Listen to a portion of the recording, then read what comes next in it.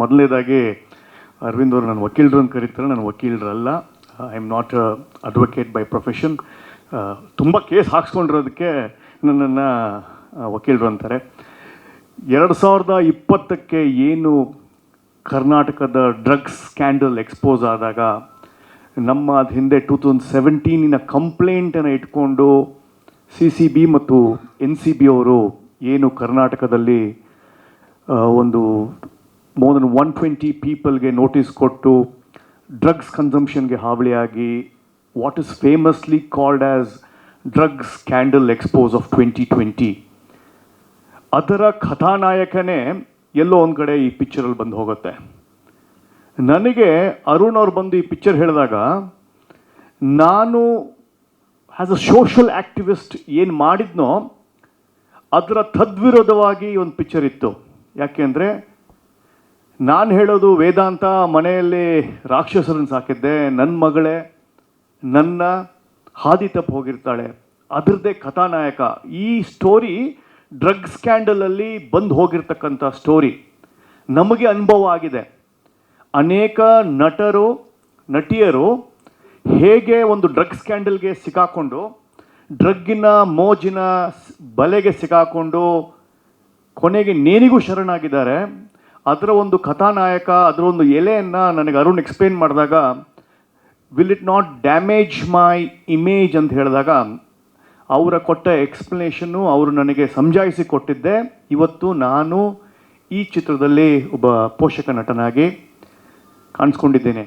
ಹೇಗೆ ಪ್ರಜ್ವಲ್ ರೇವಣ್ಣನ ಅವ್ರ ತಂದೆ ಸಮಾಜ ಸುಧಾರಕರು ಅಂತ ಹೇಳಿ ರೇವಣ್ಣ ಅವ್ರ ಮಗನ್ನ ಸುಧಾರಿಸೋಕ್ಕಾಗಿಲ್ಲ, ಸಮಾಜನ ಸುಧಾರಿಸೋಕ್ಕಾಗಿಲ್ಲ, ಆ ಥರದ ಪರಿಸ್ಥಿತಿ ನೈಜ ಕಥೆಗಳನ್ನು ಇವತ್ತು ನಮ್ಮ ಸಮಾಜ ಎದುರಿಸ್ತಾ ಇರಬೇಕಾದ್ರೆ ಅದನ್ನೇ ಅರುಣ್ ಅಮುಕ್ತ ಅವರು ಜನರಿಗೆ, ಈಗಿನ ಆಧುನಿಕ ತಂದೆ ತಾಯಿಯಂದರಿಗೆ, 2000ದಿಂದ ಮುಂದೆ ಹುಟ್ಟಿರ್ತಕ್ಕಂಥ ಮಕ್ಕಳಿಗೆ ಹೇಗೆ ತಂದೆ ತಾಯಿಯಂದರು ಡಿಜಿಟಲ್ ಆಗಿ ಬಿಟ್ಬಿಟ್ಟಿದ್ದಾರೆ, ನಮ್ಮ ಪೋಷಕರು ಹೇಗೆ ನಮ್ಮನ್ನು ಕಂಟ್ರೋಲ್ ಮಾಡ್ತಾಯಿದ್ರು, ಹೇಗೆ ನಮಗೆ all the values of life ಕೊಡ್ತಾಯಿದ್ರು, ಅದನ್ನೆಲ್ಲ ಬಿಟ್ಟು ಈಗಿನ ಯಂಗ್ ಜನ್ರೇಷನ್ ಹೇಗೆ ಒಂದು ಮೊಬೈಲ್ ಕ್ರಾಂತಿಗೆ ಬಲಿ ಆಗ್ತಾ ಇದ್ದಾರೆ ಅನ್ನೋದೇ ಈ ಸ್ಟೋರಿಯ ಉದ್ದೇಶ ಆಗಿರುತ್ತೆ. Extremely good. It is actually 5 years advance. ಈ ಥರದ ಒಂದು ಥಾಟ್ ಪ್ರಾಸೆಸನ್ನು ಅರುಣ್ ಯೋಚನೆ ಮಾಡಿದಾಗ ನಾವು ಅವ್ರಿಗೆ ಕೈ ಜೋಡಿಸ್ಬೇಕಾಯಿತು. ನಮ್ಮ ಇಮೇಜ್ ಇಂಪಾರ್ಟೆಂಟ್ ಇರಲಿಲ್ಲ, ಹೇಳುವ ಸಂದೇಶ, ಸಾಮಾಜಿಕ ಸಂದೇಶ ಕೊಡೋದು ಇಂಪಾರ್ಟೆಂಟ್ ಆಗಿತ್ತು. ನನ್ನ ಇಮೇಜ್ಗಿನ್ನ ಸಾಮಾಜಿಕ ಸಂದೇಶ ಕಳಕಳಿಯಾಗಿ ಜನರಿಗೆ ತಲುಪುವ ಒಂದು ಉದ್ದೇಶದಿಂದ ಮಾಡಿರ್ತಕ್ಕಂಥ ಫುಲ್ ಆಫ್ ಕಮರ್ಷಿಯಲ್ ಆ್ಯಂಗಲ್, ಸತ್ಯ ಕಥೆಗಳು, ಜೀವನದಲ್ಲಿ ಆಗಿರ್ತಕ್ಕಂಥ ಕಥೆಗಳನ್ನು ನೀಟಾಗಿ ಬರೆದು ರಿಸರ್ಚ್ ಮಾಡಿರ್ತಕ್ಕಂಥ ಅರುಣ್ ಅಮಕ್ತ ಅವರಿಗೆ ಮೆನಿ ಕಂಗ್ರ್ಯಾಚುಲೇಷನ್ಸ್. ಅದರ ಫ್ರೂಟನ್ನು ನೀವಿಲ್ಲಿ ನೋಡ್ಬೋದು ಟ್ರೈಲರಲ್ಲಿ. ಬರೀ ಕೇವಲ ಬೋಧನೆ ಮಾಡಿದ್ರೆ ಆಗೋದಿಲ್ಲ, ಅದರಲ್ಲಿ commercial element both from the youngster side and from the parent side, ಶ್ರಮ ಇದೆಯಲ್ಲ, that fine balance Arun has done extremely good. ಅದಕ್ಕೋಸ್ಕರ ನನ್ನ ಅವರ ಅಭಿನಂದನೆಗಳು.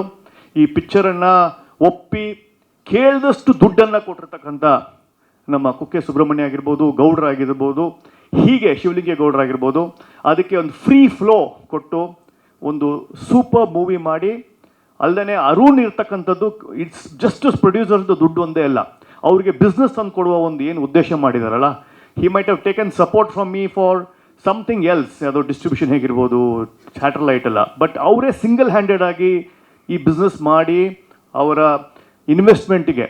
ಯಾಕಂದರೆ ನಾವೆಲ್ಲರೂ ಇರೋದು profitisation. Entertainment is all about profit. ಇದು ಯಾವುದು ಕೇವಲ ಧರ್ಮಛತ್ರಕ್ಕೋ ಅಥವಾ ಚಾರಿಟಿಗಲ್ಲ, ಅಥವಾ ಯಾರನ್ನೋ ಲಾಂಚ್ ಮಾಡಬೇಕು ಅನ್ನೋದಲ್ಲ.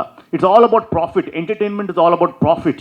YouTube is all about profit. Digital is profit. Everybody works for profit. So ಅದರಲ್ಲಿ ಆ ಬಿಸ್ನೆಸ್ ಮಾಡಿಕೊಟ್ಟಿರ್ತಕ್ಕಂಥ ಅರುಣ್ಗೆ, he has got business sense, he knows how to sell his movie. ತುಂಬ ಚೆನ್ನಾಗಿ ಮಾಡಿದ್ದಾರೆ.